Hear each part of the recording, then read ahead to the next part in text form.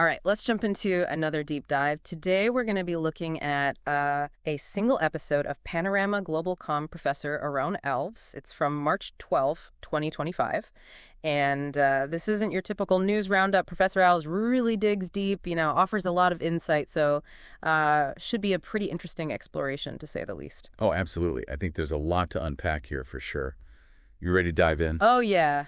Always ready to get into the weeds with this stuff. I mean, just looking at the headlines, it's a lot to take in, right? We've got a ceasefire in Ukraine, trade wars heating up, Greenland's independence debate is back on the table, and we've even got some diplomatic back and forth going on with Iran. So I guess the big question is, where do we even begin? Well, I think the ceasefire in Ukraine is a good place to start. It's pretty unexpected, considering Russia's been pretty hesitant to agree to any kind of limited truce before. Yeah, it's a head scratcher for sure, especially with all the talk about Putin, wanting a decisive victory and all that. What's the real story there? What's going on behind the scenes? Well, the timing of the ceasefire is interesting. It happens right as Ukraine withdraws from Kursk, their last foothold within Russia. This was a strategic retreat on Ukraine's part, but it definitely puts Putin in a stronger position. Right. Putin's been very clear about his goals, right? He wants to make sure Russia is secure, and he seems to think that means controlling certain parts of Ukraine. Exactly. And we have to remember that Putin sees this conflict through the lens of history. He believes Ukraine is fundamentally a part of Russia, culturally and historically, and he's determined to prevent NATO from expanding right up to Russia's borders. So when Ukraine pulls out of Kursk, it kind of gives him the upper hand. He can push for a peace deal that includes Ukraine giving up some territory, and he can frame it as the only way to achieve lasting peace and stability. Precisely. And it's interesting to note that there's some disagreement within the Russian government about this whole ceasefire thing. Some officials see it as a trap, a way for the U.S. to give Ukraine time to rearm. Yeah, that suspicion runs deep. But I guess there are also those who think it could be a genuine opportunity to de-escalate the situation, but only if Russia feels like its security concerns are being addressed. And that's where things get really tricky, because we also have to consider the U.S.'s role in all of this. Oh, yeah. I can't forget about that. Trump's back in the White House, and, let's just say his approach to foreign policy has always been a little unpredictable. To put it mildly, he starts by suddenly suspending military aid to Ukraine, and then just as abruptly resumes the arms shipments after Ukraine agrees to the ceasefire during talks in Saudi Arabia. It's almost like he's using the aid as leverage, Yeah. trying to force both sides to the negotiating table. It's certainly one way to interpret it. Some might see it as strategic maneuvering. Others might see it as impulsive decision-making. Whatever it is, Trump's actions definitely add a layer of uncertainty to the whole situation. It's like throwing gasoline on a fire, right? And it makes you wonder about the real motivations behind this ceasefire. Is it a genuine attempt at peace? Or is it just a temporary pause, a way to buy time? It's hard to say for sure. I think Professor Owls makes a really important point here. He argues that we need to understand the motivations of all three players, the U.S., Ukraine, and Russia. Only then can we really start to unravel this complex geopolitical game. And right now, it feels like a game with really high stakes. It's still unclear whether Russia will accept this ceasefire in the long term or what kind of concessions they might demand. Absolutely. And while all this high-level diplomacy is going on, it's crucial to remember that the war is still happening. There are real people on the ground here suffering, and we can't lose sight of that. Right. The human cost of this conflict is immense. Okay, so we got a tense situation in Ukraine, and the future is uncertain. Let's shift gears now and talk about how all this global tension is playing out in the economic arena. Because, wouldn't you know it, we've got a trade war brewing. Yeah, that's right. And it all kicks off with Trump's decision to impose tariffs on steel and aluminum imports. And, of course, that triggers a wave of retaliation from some of the U.S.'s biggest trading partners, like the EU, Canada, China, and Japan. It's a classic tit for tat, right? One side makes a move, the other side retaliates. And what's interesting is how the EU responded. They decided to target specific American products, like bourbon, and get this dental floss. Yeah, very symbolic. They're sending a message. It's like they're saying, we can hit you where it hurts, too. Feels a little like a schoolyard squabble, except we're talking about billions of dollars here. And that's the real worry. Economists are concerned about the U.S. potentially going into a recession, and there's a lot of nervousness in global markets. This kind of trade war can disrupt supply chains, which can lead to higher prices for consumers. Ultimately, everyone involved could end up getting hurt. So what does this mean for the average person? Are we going to see prices go up at the grocery store or when we buy a new car? It's definitely a possibility. These tariffs add costs for businesses, and those costs often get passed on to consumers.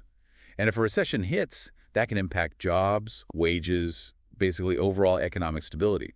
Not exactly a rosy picture, and it seems like the American public is starting to feel it.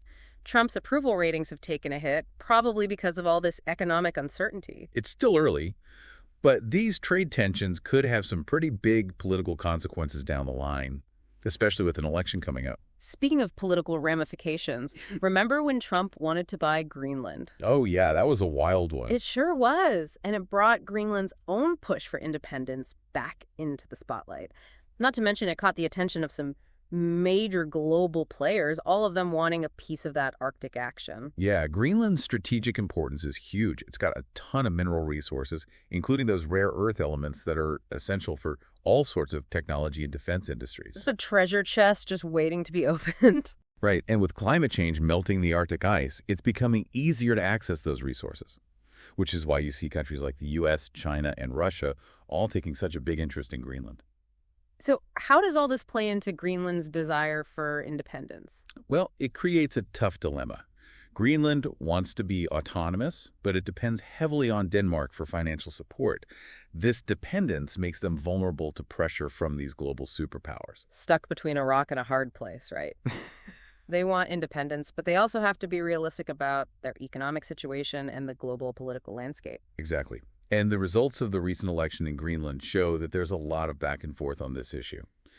The pro-business Democratic Party, which wants to take a more gradual approach to independence, gained ground over the more pro-independence Nalarak Party. So it seems like Greenland's voters are taking a more pragmatic approach. They're realizing that rushing into independence could have some unintended consequences. Yeah, it's a delicate balancing act. Yeah. They're trying to figure out how to achieve self-determination while also being mindful of the economic and geopolitical realities. And it's a situation that's only going to get more complicated as competition for those Arctic resources heats up. Definitely a region to keep an eye on. The decisions Greenland's leaders make will have big consequences, not just for the island itself, but for the global balance of power. All right, so we've covered a lot of ground already. We've got that fragile ceasefire in Ukraine, a trade war simmering in the background, and Greenland trying to navigate a really complex geopolitical situation.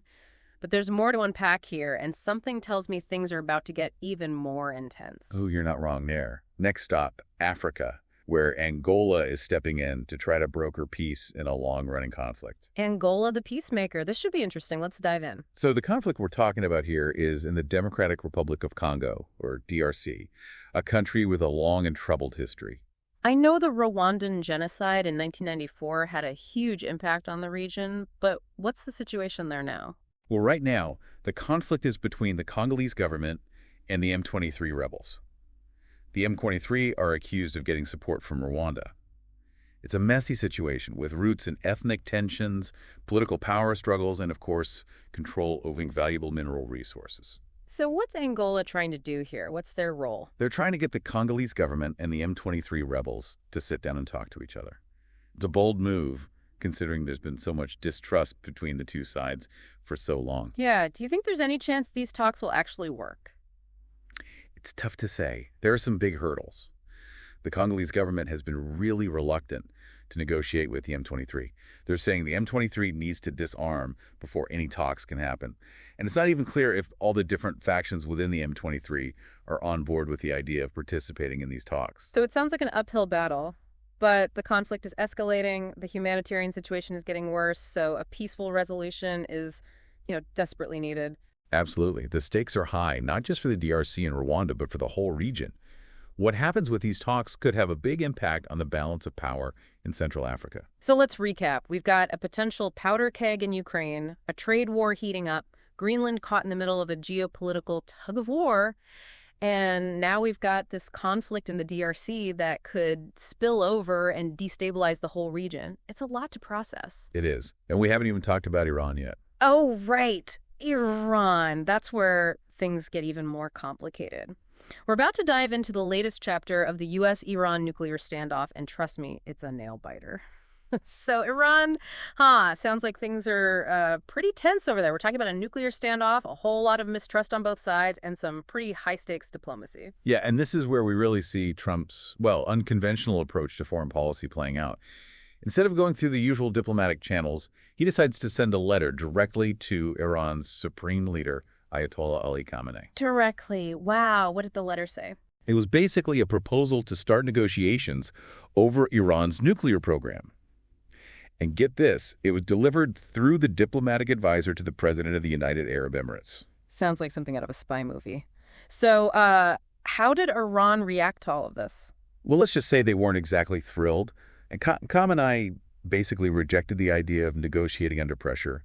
He sees it as the U.S. trying to dictate terms, and he's not about to give in to what he considers threats and excessive demands. And I heard Iran's president had some pretty strong words about it, too. Sounds like they're digging in their heels. Yeah, they are. Iran sees the U.S. sanctions as totally unfair and illegal, and they're not backing down from their right to develop a nuclear program. They claim it's for peaceful purposes, of course. But the West isn't buying that, right? Not really. They're worried about Iran's nuclear ambitions and the possibility that they could be developing nuclear weapons. And these concerns aren't coming out of nowhere. The IAEA, that's the International Atomic Energy Agency, has reported a significant increase in Iran's stockpile of enriched uranium. Okay, so for those of us who aren't nuclear physicists, what does that mean? What's so important about enriched uranium? Well, uranium is what's used to fuel nuclear reactors and also nuclear weapons. Enriching uranium means increasing the concentration of a specific type of uranium atom, uranium-235. And highly enriched uranium is what you need to make a nuclear bomb. So basically, the IAEA report is saying that Iran is getting closer and closer to being able to build nuclear weapons. That's the fear, yes. And it's why Western countries are pushing for an emergency meeting of the UN Security Council.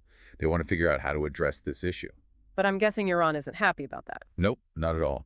They see it as another attempt to pressure them and undermine the ongoing negotiations.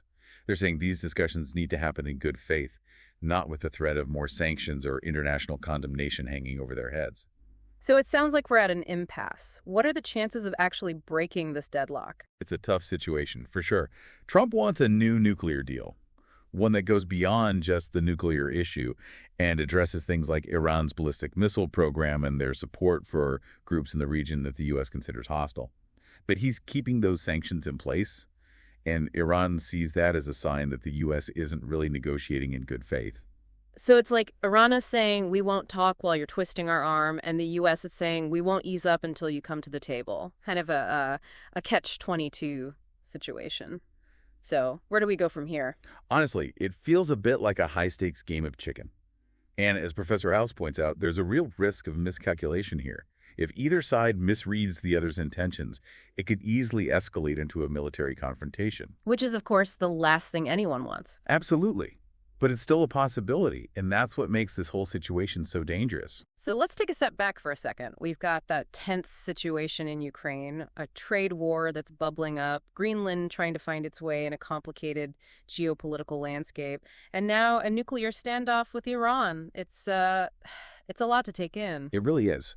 It feels like we're living in a world that's constantly teetering on the edge. But even with all this going on, there are still glimmers of hope out there. Remember that story we talked about earlier about the Syrian refugees who are rebuilding their lives in Brazil? Yeah. It's a good reminder that even when things seem really dark, the human spirit is incredibly resilient. Exactly. It's a story about resilience, compassion, and the power of human connection. It reminds us that even when there's so much conflict and hardship in the world, there are people out there who are working hard to build a better future. It's a much-needed dose of optimism. Okay, so we've explored a lot of heavy stuff today. But before we wrap up, I think it's important to ask, what does all this mean for us? What can we take away from all of this? That's a great question. And it's one that Professor Owls really wants his viewers to think about. He reminds us that we're not just passive observers in all of this. We have a role to play, both as individuals and as citizens. So what can we do? How can we make a difference? Well, it starts with being informed. We need to actively seek out diverse perspectives, question our own assumptions, and have meaningful conversations about these issues. It's easy to feel overwhelmed and just tune it all out, but that's the worst thing we can do. Exactly. We need to stay engaged, hold our leaders accountable, and work together to create a more just and peaceful world. It's kind of wild how much we managed to cover from just one episode of Professor Al's show, right? I mean, we went from the fighting in Ukraine to what's going on in Washington, from the Arctic melting to a small town in Brazil that's welcoming Syrian refugees. Yeah, it really shows you just how connected everything is in the world. Like, something happens over here, and it ends up having a huge impact way over there. Exactly. And it just highlights why it's so important to stay informed, to try to wrap our heads around these global issues, and to remember that we're not just watching from the sidelines, we can actually do something about it. I completely agree. It all starts with awareness. Professor Alves is always saying that to really understand what's going on in the world, you need to know some history, a bit of geopolitics, and what's motivating all the different players. Yeah, it's not enough to just read the headlines. We got to dig deeper. We got to ask ourselves, why is Russia so determined to hang on to Ukraine? Why is the U.S. being so tough on Iran? Why is Greenland suddenly at the center of this big geopolitical tug of war? Those are the right questions to be asking. And to get the answers, we have to go beyond the surface, look at the historical context, and try to see things from different perspectives. It's like peeling back the layers of an onion, right? There's always more to discover, more to learn. I like that analogy. Yeah. And that's what makes it so interesting, right? The world is this big, complex, ever-changing puzzle, and trying to figure it all out is a lifelong project. Okay, so as we wrap up this deep dive, I'm left with this question. Are we witnessing a world that's about to descend into chaos? Or are we seeing the messy, chaotic birth of a whole new global order? That's the big question, isn't it? Professor Alves doesn't really give us a definitive answer, but he does want us to think about both possibilities. Yeah, he reminds us that history is full of these cycles of conflict and cooperation, progress, and setbacks. And sometimes the best ideas and solutions come out of the toughest times. He encourages us to stay hopeful, to believe that we can work together to solve these problems and create a world that's more just and sustainable. Yeah, and that's a message I think we can all get behind. So before we go, I'm curious, what are your biggest takeaways from this deep dive? What's sticking with you? What are you going to be thinking about? For me, it's just that reminder that our world is interconnected. What happens on one side of the planet affects all of us, whether we see it or not. And that means we have a responsibility to stay informed, to participate in these conversations, and to use our voices to push for positive change. I agree. It's easy to feel powerless when we're dealing with these huge global challenges, but we're not. Our actions, our choices, even our voices, they all make a difference. That's right. We're all citizens of this global community, and we all have the power to shape the future, to create a world where peace, justice, and sustainability are the norm. That's a great place to end it. Thanks for joining us for another deep dive. Until next time, keep exploring, keep asking questions, keep learning, and keep believing that we can make a difference.